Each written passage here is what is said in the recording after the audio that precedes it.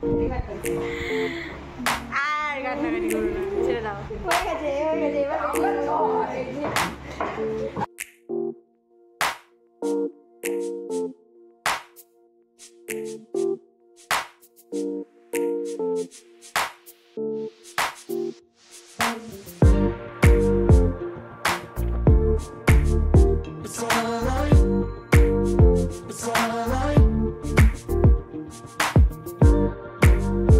কি ভাবছো বলো তো, ভ্লগের শুরুতেই এতটা কান্নাকাটি কিসের জন্য? আর পরে আবার সবাই হাসাহাসিও করছে। দাঁড়াও জানতে গেলে তো পুরো ভ্লগটা দেখতেই হবে।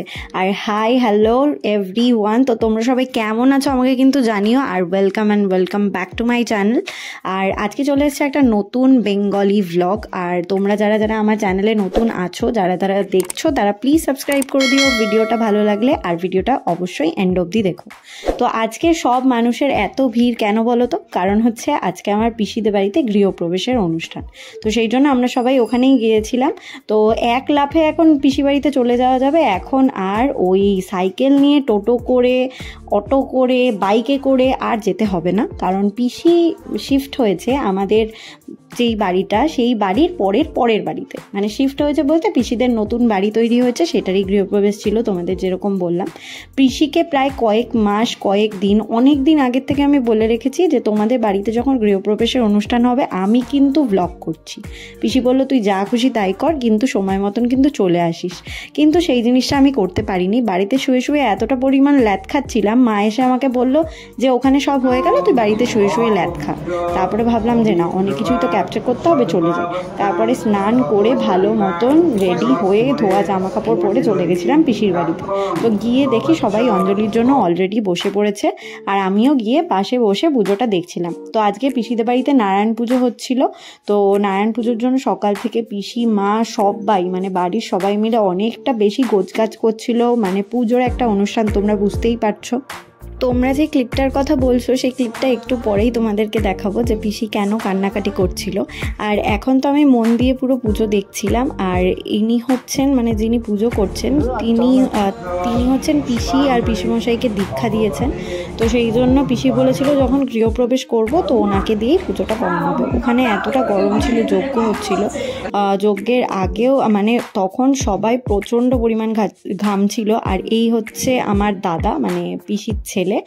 তারপরে আমরা সবাই চলে আসি ঘরে। আর তারপরেই সবাই মিলে একজোট হয় এই যে আমার পিসি। তো এবার তোমাদেরকে বলি, তোমরা আগে এই ভিডিও ক্লিপটা দেখে নাও, তো তারপরে তোমাদেরকে বলছি আমি পুরোটা কি হয়েছে না হয়েছে। আর কান্নাকাটি করো না, ছেড়ে দাও। হয়ে গেছে এবার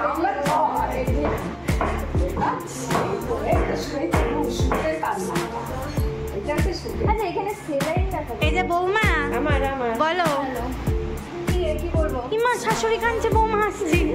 কি মনেরা, কি এবার কিন্তু আমি ক্যাপশন দেবো, শাশুড়িকে কাঁদাচ্ছে বৌমা। তো ব্যাপারটা হচ্ছে পিসি এতদিন পর, মানে প্রায় 27 বছর পর নিজের বাড়িতে, মানে নিজের তৈরি বাড়িতে এসে থাকছে। আমার মনে হয় এটা খুশির কান্না। খুশি কে আসু হে দোস্ত। তো সেই জন্য এটাই বলবো। তো পিসি এতটাই খুশি হয়েছিল যে চোখ থেকে কান্না বেরিয়ে গেছিলো। এটা যে কোনো মানুষের জন্য খুবই কমন একটা ব্যাপার। এটা নিয়ে কেউ কিন্তু কোনো রকমের অন্য কোনো কমেন্ট করবে না। এটা একদমই কি বলবো, এটা খুশির কান্না। তো সেই জন্য সবাই মিলে আমরা যেমন হাসি ঠাট্টাও করেছি, সবাই কেঁদেওছে। তো সেই জন্যই পিসি এত কান্নাকাটি করছিল। আসলে পিসি এতদিন ভাড়াতে ছিল। তো ভাড়ার থেকে আসার পর যখন কোনো মানুষ নিজের একটা মাথার ওপর ছাদ পায় বা নিজের একটা নিজস্ব বাড়ি, আমার মনে হয় না সেই ফিলিংটা কাউকে বোঝাতে হবে বলে। তো এগুলো খুশির কান্না। তো পিসি সেই জন্য একটু ইমোশনাল হয়ে পড়েছিল, পিসি কান্নাকাটিও করছিল। মাও আবার সাইড দিয়ে পিসিকে জড়িয়ে ধরেছিল।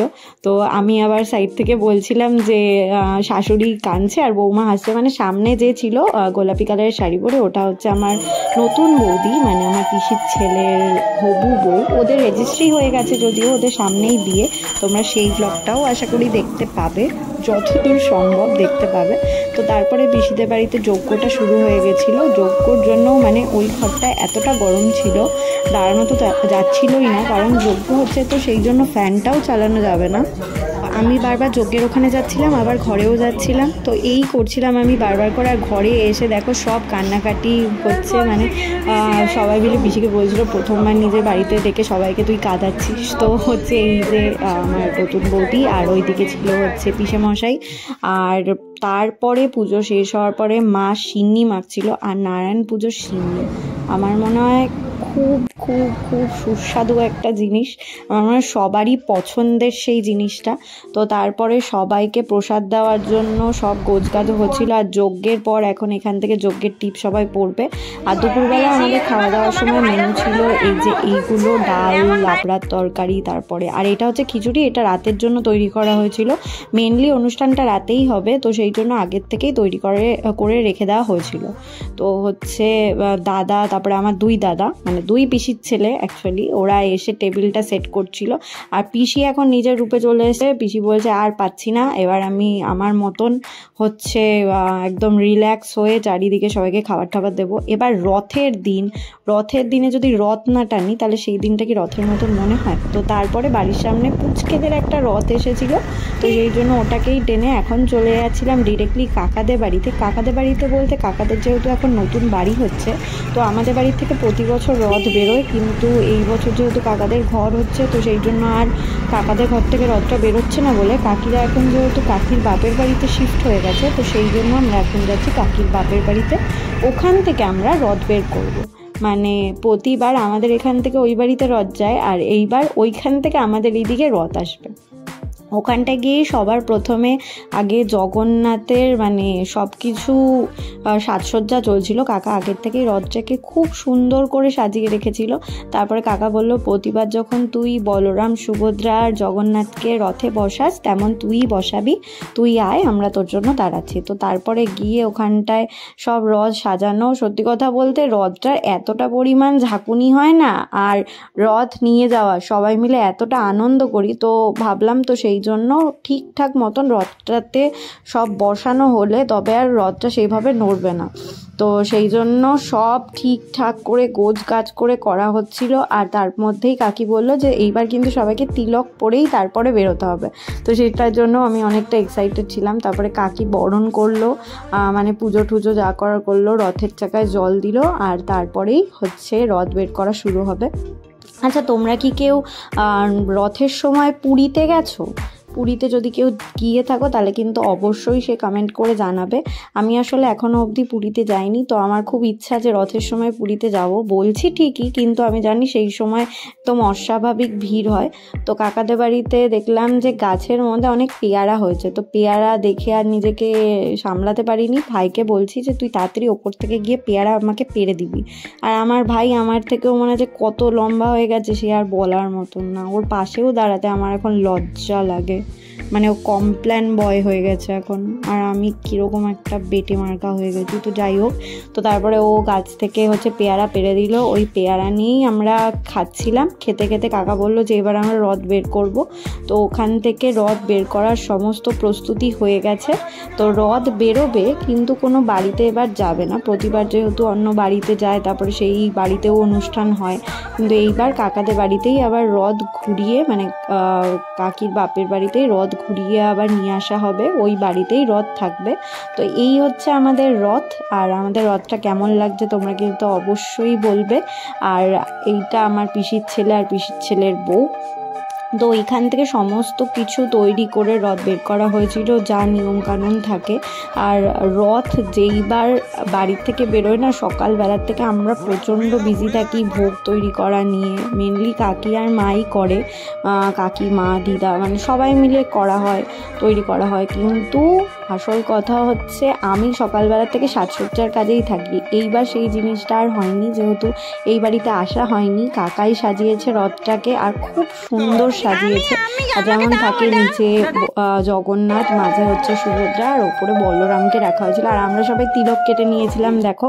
তো তারপরেই রথযাত্রা আমাদের শুরু হয়েছিল খুব সুন্দর করে। আচ্ছা, তোমরা কি কেউ পুরীর রথ ভাঙা উৎসবের ব্যাপারে শুনেছো? আমি না কিছুদিন আগে এটার ব্যাপারে শুনেছিলাম, খুব একটা ভালো মতো মতন হয়তো বলতে পারবো না, কিন্তু আমি শুনেছিলাম একজনের কাছ থেকে যে পুরীতে নাকি রথ ভাঙা উৎসব হয়। এই উৎসবটায় কথিত আছে যে মানে এই উৎসবটার ব্যাপারে কথিত আছে যে মহালক্ষ্মীকে জগন্নাথদেব বলেছিলেন যে তিনি 4 দিনের জন্য তার মাসি বাড়ি মানে গুন্ডিচা মন্দিরে যাচ্ছেন।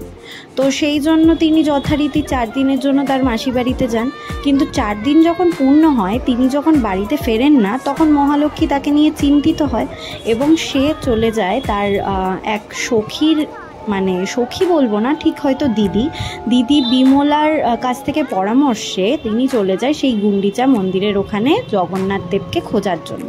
কিন্তু জগন্নাথ দেব যখন দেখেন যে মহালক্ষ্মী তাকে খুঁজতে আসছে বা তিনি যখন জানতে পারেন, তখন তিনি সেটা শুনে সেখানকার দরজা দিয়ে দেন। মহালক্ষ্মী ক্রোধে এতটাই তার ক্রোধ হয়েছিল যে জগন্নাথ দেবের রথের একটা অংশ নাকি তিনি ভেঙে দেন। তো সেই জন্যই তারপর থেকে নাকি এই উৎসবটা রথ ভাঙা উৎসব নামে প্রচলিত। সেখানকার মানুষজন হয়তো এটার ব্যাপারে অনেক কিছু জানবে, কিন্তু আমি যেহেতু জানি না, আমি যতটা জানি তোমাদের সাথে শেয়ার করলাম। আর এই ছোট্ট গল্পটাও তোমাদের কেমন লাগলো জানাবে। আর এই বলতে বলতে ঠিক সন্ধ্যা হয়ে গেছিল, মানে সন্ধ্যার সময়ও আমাদের রথ এখনও বাড়িতে ঢুকেছিল না। তো তারপরে রথ টানতে টানতেই আমরা কিছুটা গিয়েই চলে গেছিলাম হচ্ছে আমার আরেক পিসির বাড়িতে, মানে বড় পিসির বাড়িতে।